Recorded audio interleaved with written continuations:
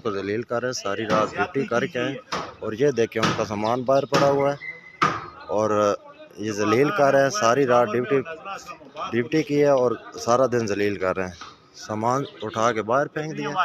ये देखें सामान का इसका सारा नहीं है कि हम प्राइवेट जाके जो है ना पेशावर में धमाके और मुलाजमों को यहाँ पे जलील किया जा रहा है। ये देख लें। एक दफा ये बताओ कि ये वो बंदा धमाके में जख्मी हुआ है और कुछ लोग अभी ड्यूटी पे गए हैं, उनका सामान भी गायब हो जाएगा। यहाँ पे बाहर फेंक दिया उठा के। ये चारपाई ले जाओ यार, बाहर रोड पे ले जाओ, एहतजाज करो। ये सारे सर हम तो जो है ना इस पुलिस में भर्ती हुए और ये बिल्डिंग बनाए पुलिस के लिए। अगर आपने किराए पे देने हैं तो ठीक है, हम अपनी चारपाई उठा लेंगे।